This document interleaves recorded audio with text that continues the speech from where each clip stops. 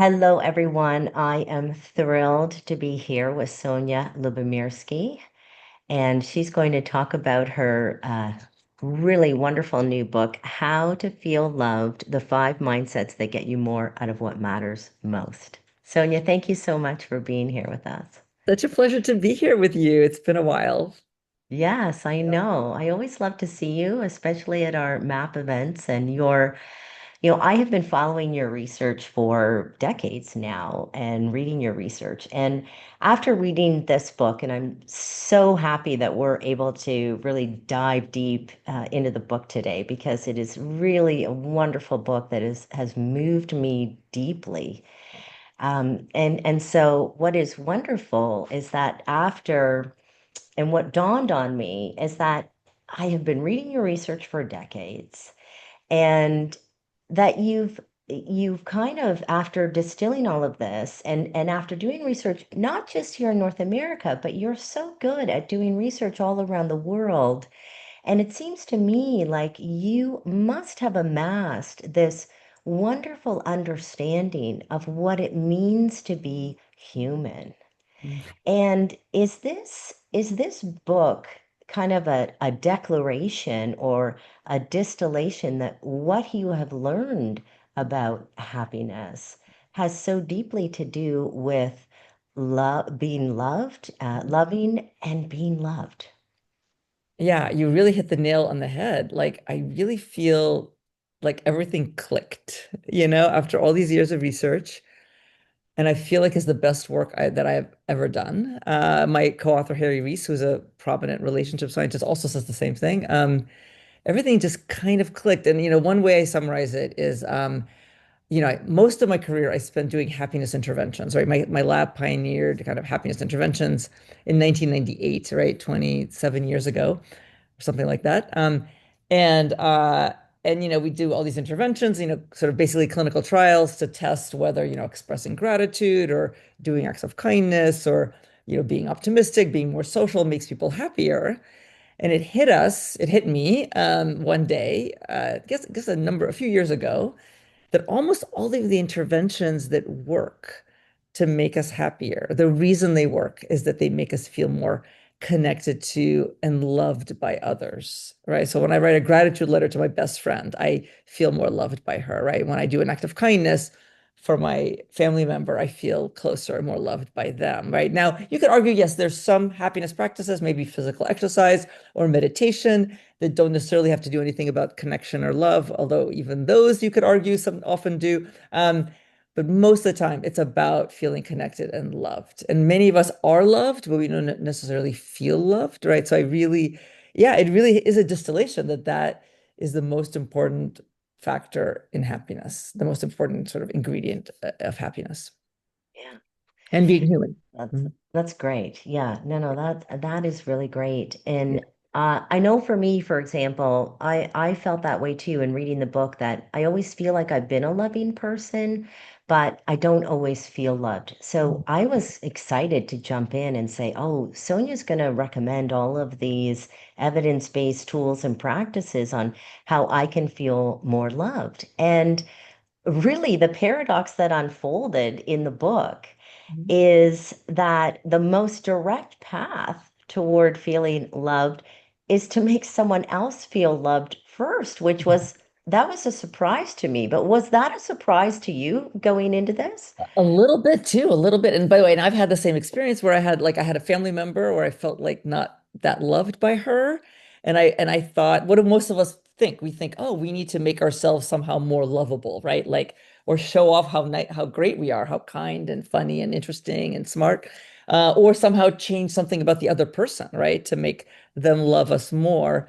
But really, it's about, yeah, the first step is to make the other person feel more loved, to sort of really show authentic interest in their inner life, really listen to them, really like, help them to share and share yourself. And so yeah, there's a lot more to say about that, but that felt a little bit counterintuitive at first. Yeah. Yeah, it Yeah. is, but I But think it's also, very yeah. helpful. Yeah, So yeah, it's yeah, also empowering. It's also empowering yes, because it means that feeling loved is actually under our control, that we can actually yeah, because otherwise it feels like, I don't know, I can't change the other person. How do I make them love me more or feel loved more? But yeah, it's under our control to feel more loved and to make the other person feel more loved. Yeah. Yeah. And what's great is that the book actually gives you a formula. And, as I read, I call it the formula, the five different mindsets that you talk about, because it makes it very easy to understand simple things that I can be doing to feel more loved and to allow my friends, my family, and other people around me to feel more loved. Sharing, listening to learn, curiosity, multiplicity, living with an open heart.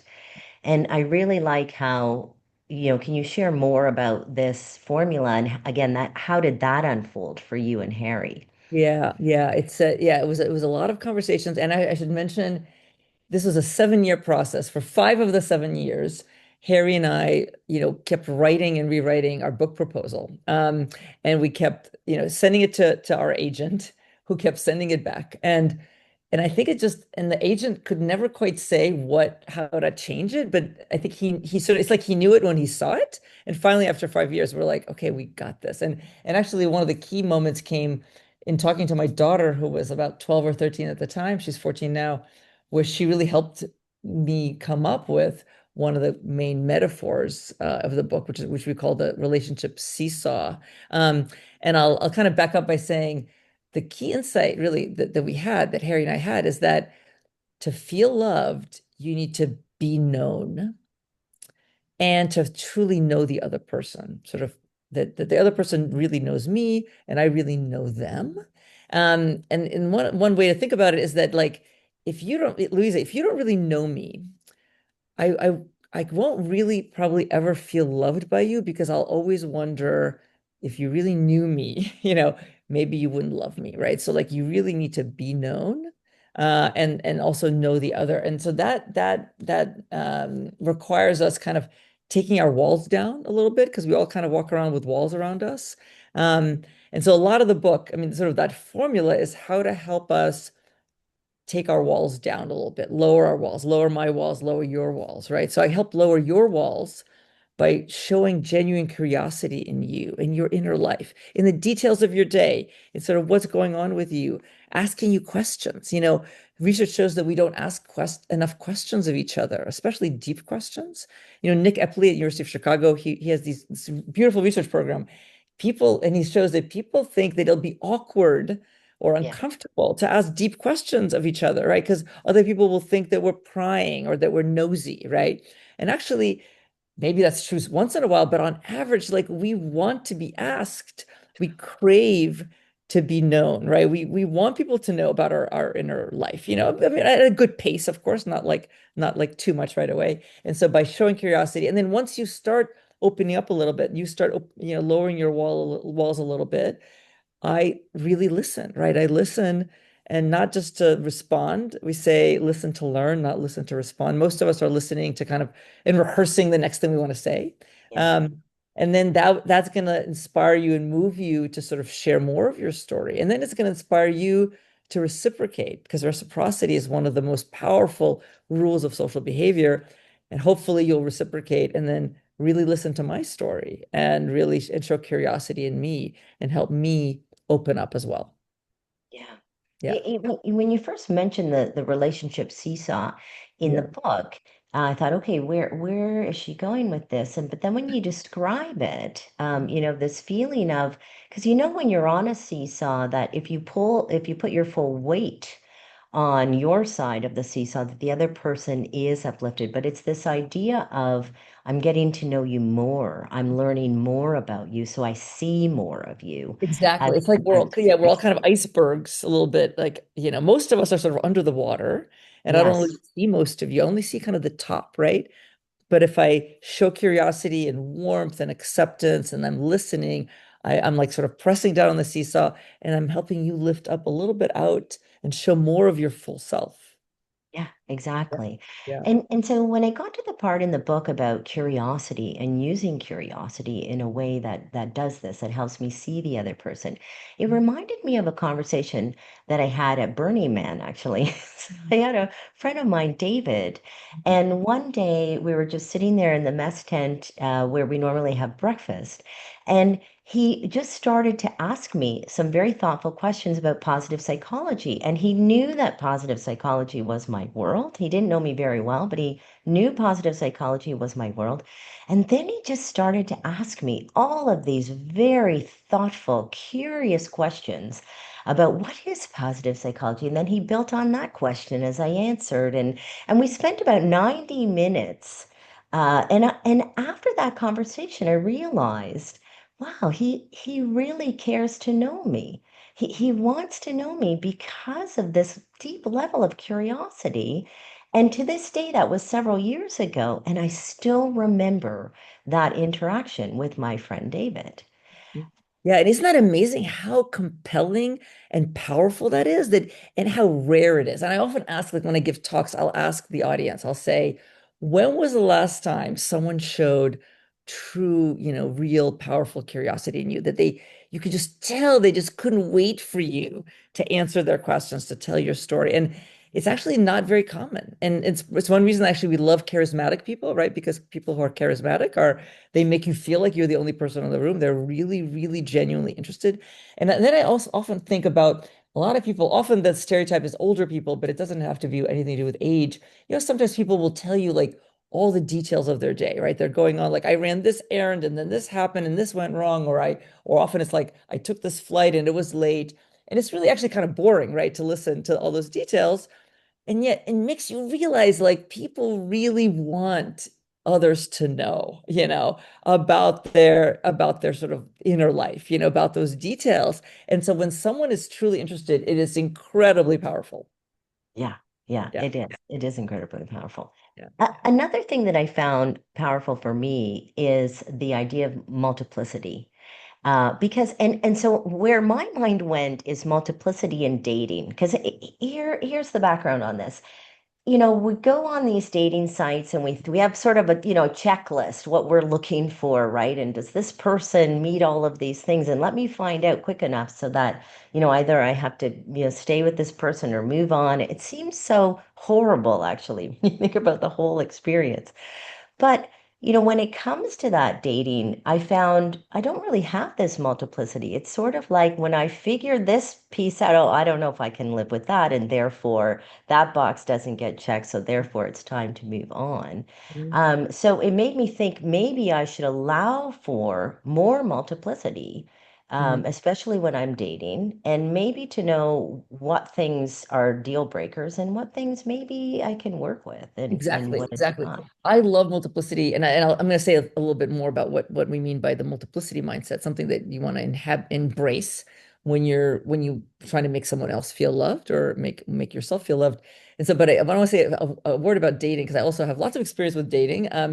And we talk about this in the book actually towards the end. There's research by Chip Nee, Knee, and he says there's sort of two approaches to dating, and one is called filtering and one is called cultivating. And most of us do filtering, right? Which is that we have these check boxes and we're sort of finding the one by finding the person who fits those check boxes, right? So like they check, 9 out of 10 boxes, whatever.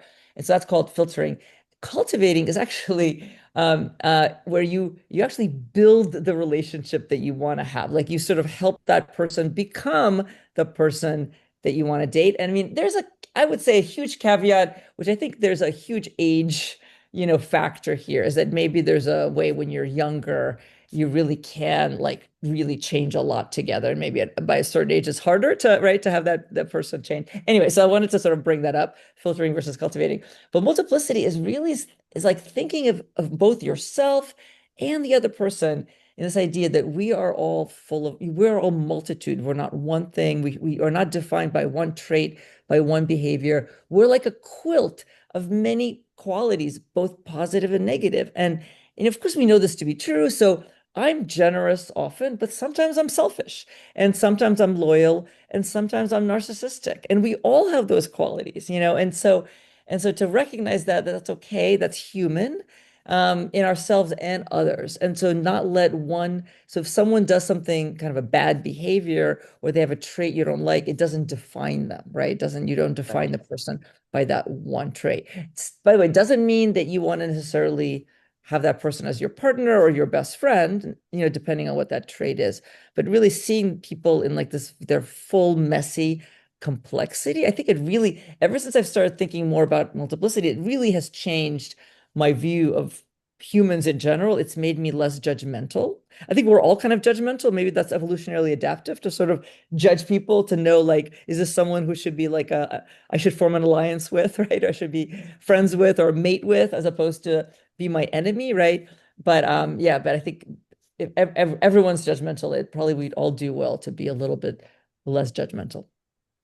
And I think we can use that more in this kind Mhm. of, political environment that we're in right now, that if only we could see people not as one thing, but as many things, that perhaps that might open us up. And Absolutely. Yeah. And yeah, actually the mindsets that I talk about are completely applicable to sort of the sort of the polarized environment that we're in. So like when I'm talking to someone who has very different political views, I mean, it's very hard to be like, I don't understand them at all. It just makes no sense to me, but to really listen and to show curiosity, like, gee, why do you believe that?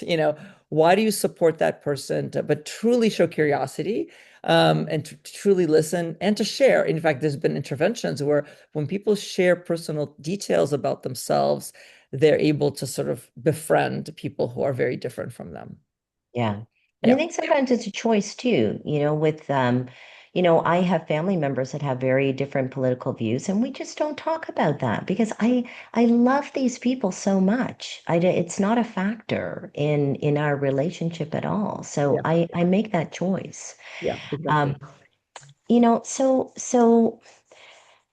the another thing that you talk about in the relationship side of things too is the power of forgiveness and being able to forgive people. Even with multiplicity, there is this idea that even if there's a transgression, that we can forgive and we can perhaps maybe repair the relationship. And I know, I'll give you some context. The late Susan Nolan Hoxema talked a lot about rumination, this idea of overthinking, when things happen. And so I won a gold medal in the rumination Olympics in the 90s because I just ruminated like crazy. And when I discovered that it was a real contributor to female depression, especially female depression, I thought I need to train myself on how to stop ruminating. And I did. And I wrote a course. And as part of that course, I did some research on why are these women ruminating, these women who are coming into my course, why are they ruminating? A lot of them were ruminating over an Yeah. injustice that had taken place. And I found for me, letting go of an injustice, forgiveness was so powerful to let go of that injustice and that whole process of forgiving. Doesn't mean I'm condoning what the person did, but just being, I found forgiveness a powerful way to let go. Mhm. And yet, I find with some people that I talk about this concept with, they're not able to forgive. They say, I can't forgive that person. They wronged me, and there's no way in my life I'll ever forgive. Have you, I'm just curious, have you ever thought, how can we help people forgive and maybe call it something else? Like, Yeah. what is the power of forgiveness? And can we call it something else in I, terms of the I love processing? that question. I think we definitely need a different term because that's often happens, right? When a particular yeah, word has all these connotations. I have a couple of responses. So first of all, thank you for bringing up Susan Nolan Huxama, who was one of my graduate advisors when I was a grad student. Love her so much. And we stayed in touch, for a long time until her death in 2013. And so yeah, and so I'm also did research on rumination. So yeah, so first of all, I want to say that it's totally normal human, adaptive to ruminate about sort of, I guess what I would call kind of like unfinished business. It's also called the Zeigarnik effect. When something's sort of unresolved, you keep ruminating about it, like an injustice, or someone does something and you just don't understand it, or you can't understand. Like you don't want to live in a world where such injustices occur, right? And so you keep ruminating about it. So that's totally normal and even adaptive, right? So it's just become sort of unhealthy when it's chronic and you just can't stop, right? It's actually affecting your day-to-day life. And I know people, including myself, I had this experience with a person in my life that I just would not forgive. And I just said to myself, I know it's making me less happy. that I'm not forgiving, and I'm just going to accept that. And actually, that's okay to actually just accept it as long as you're aware of that you're doing that because you're hurting yourself more than the other person. Um, Eventually, I actually like I'll just say I did a mushroom journey where which is kind of almost like a cliche. But really, I realized that I need to forgive this person, who's a very important person in my life. And I did, and I think I am. We're all kind of better off that I did. Anyway, so that's a personal story. But yeah, like it's so hard to let go. And what you said about forgiveness is not condoning, it's not pardoning, it's not excusing, it's not justifying. It's just something you do for yourself. It is basically, and maybe we use the word multiplicity. It's that you don't define that person just by that behavior, that transgression, and that you see them in their messy complexity. And that's actually what helped me forgive is I saw it was a male person. I saw kind of the little boy inside the man and that little boy that was so threatened and insecure that made the man do what he did. And so and often actually now this is actually my new perspective. Sometimes my friends actually this happened to me recently, or a friend said to me, "Can you believe what this person did? You know, what he said." And it was pretty awful what he did and said. And I immediately saw the little boy or the teenager, that was so insecure that made him, again, it's not excusing, it's not condoning, it's not justifying. But it sort of helps you understand. You still may not want to hang out with that person, but it helps you to understand that everyone in their messy complexity, there's a reason, and I had a coach, sorry to keep on talking. I had this coach who was just so wise, and she said to me once, she's like, we're all kind of like, if that person could do better, they would. Like they're at their capacity, right? And they just cannot do better. And I know that sounds like an excuse, but it helps you understand. It's like if that person could say, I had a person in my life who just would re refuse to apologize. I'm like, how hard is it to apologize? And they're like, that person just is not capable of apologizing. Right now, they cannot do it. They're at capacity. So anyway, it really helps to see people in their messy complexities. Yeah. I remember thinking about that even with my mom because I had a very loving relationship with my mom, but there were certain things that kind of held me back from having a deeper relationship with my mom. And I remember having that moment thinking, she doesn't have the capacity to show up the way you need her to show up, and that's okay. That's all right. She doesn't have that capacity. And once I was able to just see her in that kind of messiness, and now as a mother, realizing more and more that I have my own flaws that I'm bringing into my relationship with my children, I was able to have that kind of compassion with her. Um, Yeah. so another thing that I guess I wanted to bring up is thank you for addressing the love languages thing that, never seen any research around that. And I thought, what is this? But it seems to deeply resonate with Mhm. people. And this idea of there are things that we can do maybe to understand the other person and maybe have them feel more loved. And so there were two love languages that you said, regardless of what the assessment shows that are important to people. And I just thought, can you say a little bit more about what Yeah. you've learned about the love Yeah, language? well, we have a chapter in the book that talks about kind of the myths about feeling loved. And sort of one of the myths is that like if only I could, if only my partner could speak my love language, then I would feel more loved. Okay, here's the thing about love languages. Everyone knows, I think, what they are. I love them. I talk about them a lot. Like they're a great heuristic, they're fun. There's Yeah. something real about them, right? Because we really do vary in our love languages. But now there's all this new research that shows that kind of has debunked some of the main ideas. Sorry. So one of the main ideas is that there's supposed to be these five languages. Actually, there's a lot more than five. I don't know, there's probably 20 or 30 or whatever. Lots more love languages. One. Two, what you were just mentioning, it turns out that actually there are two love languages that most people prefer, almost everyone prefers. And those two are words of affirmation and quality time. Sort of most of us want a partner who says, nice, kind things to us and spends quality time with us. And so that's kind of true across. So it's not just the case that like, oh, we need to find that person who sort of matches our love language. And the third really main finding is that the fact that I and my partner match in our love languages, which by the way is a thing, like my one of my top love languages is physical touch. And it's true, some people just aren't into physical touch as much as I am.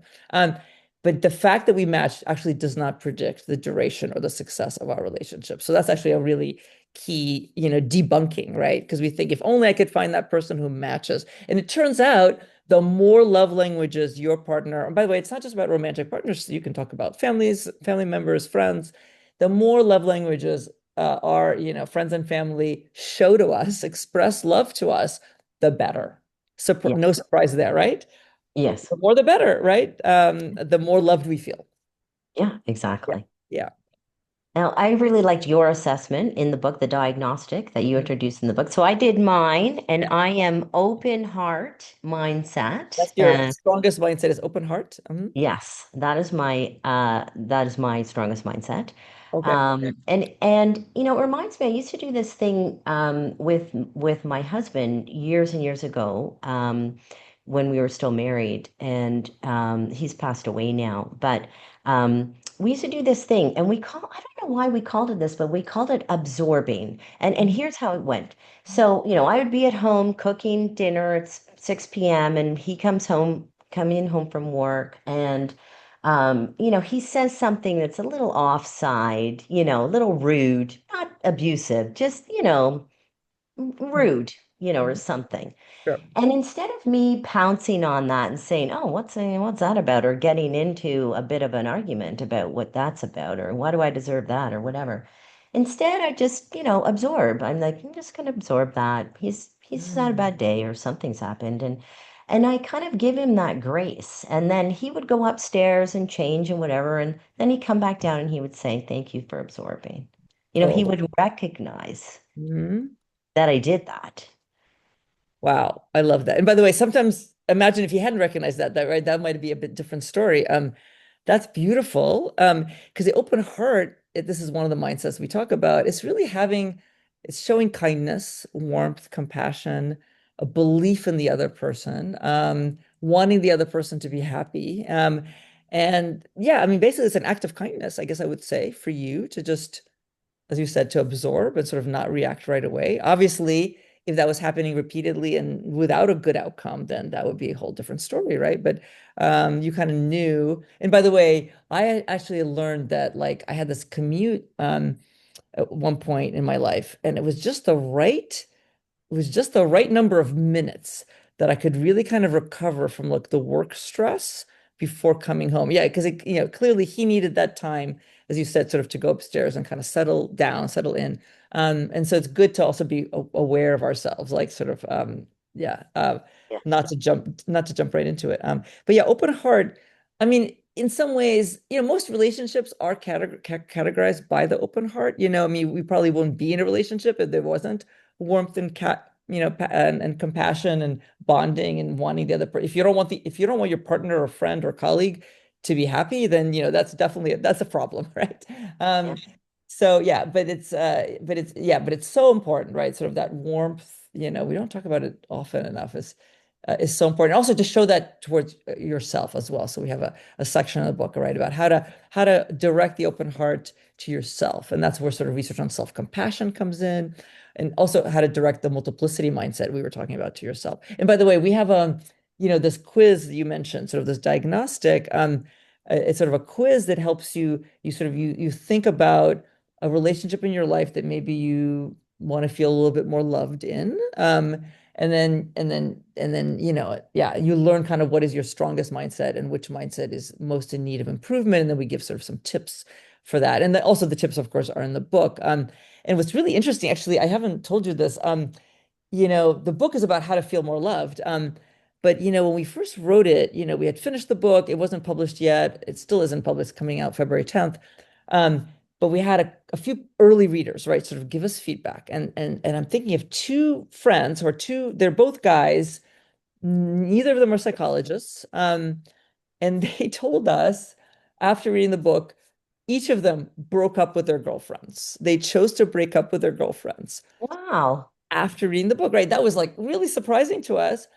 And what they said is they use the mindsets as a diagnostic of their relationships, which we did not predict, but we actually now think is a reasonable thing to do. And one person said to me, I realized that she's not sharing and I'm not sharing. Like they're just not talking, they're not sharing. The other guy says, she's stopped being curious about my work. She's not curious, she's not listening. Now, by the way, I'm assuming that they had communication. Maybe they went to a therapist, like they talked about it. They didn't just sort of break up after realizing that. But they realized that that just wasn't going to change. And so that was really interesting to us. So you could also use it as a diagnostic to maybe decide to walk away. Sometimes maybe you decide to walk away, and other times you work on it. Isn't that Yeah. great though that they were able to have that clarity about that, right? After reading the book. And I have a friend of mine who's in a relationship and they find it, they want to listen. They're curious about the Yeah. other person, but the other person, their partner is not opening up and not able to share their feelings and they find it very difficult. So what do you do when somebody that you really love so much and you're curious about them and you really want to know more about how they're feeling, but they're just so closed off. Then what do you do? Right. And there are a lot of people who are closed off. It's like they have this wall around them. We all do to some extent, and it's there to protect them, right? And so it's served them somehow. It served them well in the past. So a couple of things I have to say. It's possible they're going through a time that's just really difficult and they're just like don't have the capacity and you maybe you want to wait a bit, right? But sometimes it's not a temporary thing. It's sort of not it's that's just how they are. And so you try what we suggest in the book is to really find something that you are genuinely curious about in them, like something that they really, really, really lights them up, right? Yeah, and you can't fake it, right? You have to really show genuine curiosity, really like ask them questions, start small, right? And truly listen. Now, I think a lot of the time that's going to work. You can break through, and that's happened to me. Actually, I have a couple of examples. But once in a while, it's not going to work, and they're just not going to open up. And so that's a decision where you pause, you walk away, you kind of accept or you give up. So we're not saying this is like 100% foolproof once because you have to choose wisely as well. Maybe they're just not the right person for you. At least this sort of this domain. So Yeah. yeah. And I mean, I've suggested some. You had a few suggestions, so I'm going to send those suggestions Yeah. out to my friend and see if it's going to help. Yeah. And the other way sometimes that I find people break down too is when they've had a bad experience. And like for example, my husband died. So while I have a lot of love and a lot of loving people around me, and I feel very loved. That kind of romantic relationship, I feel like it's kind of closed down a bit because like, well, why would I do that? And then to have all of this grief and so I'm sure that happens to a lot of people that they're not able to feel that love or to, enter into those romantic relationships because of the Absolutely. grief. Again, we're protecting ourselves from pain, from hurt and loss. But sometimes that's temporary and we can kind of break through a little bit. We know that. Of course, that can happen. Um, and so again, we start small. Pacing is really important, right? Showing a little curiosity, gauging their curiosity. So you share with them, but you gauge their curiosity because sometimes you're sharing and they just don't care, right? And we say in the book, we need to be truly known by the other person, you need to open up. You need to make sure the other person is actually noticing that you're opening up. And you also want to make sure the other person cares, right? And so sometimes all those things, are very hard to happen, right? Yeah, yeah. Yeah. Yeah. And one of the things that I really liked about the book, I do work in organizations, so that's primarily what I do every single day. I work with leaders and teams on how to not only have a productive and high performing team, but also to have a team that is thriving. And your formula, sharing, listening to learn, curiosity versus judgment, multiplicity, living with an open heart. These are all things that if leaders adopted that formula could easily be applied within an organization to, Absolutely. right? Yeah, and in fact, yeah, absolutely. So because we talk in the book, we mostly talk about dyads, right? Sort of two people at a time, and partly because it's just easier, but absolutely can be applied to sort of teams and groups and organizations. and the workplace. And we actually have a chapter where we talk about how do these mindsets apply to like different types of relationships, like say parent-child relationships, which by the way, you don't share in the same way to your child than you might to your best friend, right? It's kind of obvious, but we say that. And work relationships. And actually, one of my points about work is that the open heart, let's just use the word love. The word love is not used enough, I think, in the work context, but it absolutely can and should be, there are colleagues that we love, or that we feel love. And by the way, we define love very broadly, right? And so I actually think we should, I love saying I love you to my friends and colleagues and, family members. Again, yeah, we should bring love back into organizations, with I consent. agree. Yeah, yeah. I agree. I think it's a great word to use, and I think it's very characteristic of good relationships when we have all of those things. And in fact, we run at the Canadian Positive Psychology Association, we run the Canadian Workplace Wellbeing Awards, and what we find with the winners is most of them have good listening strategies, Mhm. and those are tools that they use to gather information from people to listen to what's going on with people. But then they also have really good action loops after that to say, look, we heard you. We didn't just listen. We didn't just send you a survey. We actually heard you, and here's what we did. And that really makes people feel valued and seen in an organization. And so it Yeah. was really interesting to see how even just that skill set from your book maps into what these highly functioning and highly thriving organizations do on a daily basis. Absolutely. When you think about leaders or managers, right? The best leaders, right? They're curious, they're listening. They have warmth, right? They want you to succeed and do well and be happy. And as you say, and they follow up because we all want to be seen and understood and heard, right? And so these are all things that you can do to make sure people around you are seen and understood and heard and valued. Yeah. Yeah. Yeah. So, Sonia, if there was one message that you wanted everyone to walk away with after reading this beautiful book, what is it? Wow. That I guess that if it was one message, it's that feeling loved is under your control. It's not about changing yourself. It's not about changing the other person. It's about changing the conversation. And when you think about a relationship as a series of conversations, and that is, as I said, it's very empowering. Yeah, it feels controllable. It feels manageable. Yeah, so I think that would be my message. Yeah, Wonderful. Well, yeah. thank you so much, and we look forward to having it out there. I'm already ordering a number of copies to send to certain people that I think are going to be so empowered by this book. It certainly has changed me, I would say, fundamentally. Oh, thank you so much.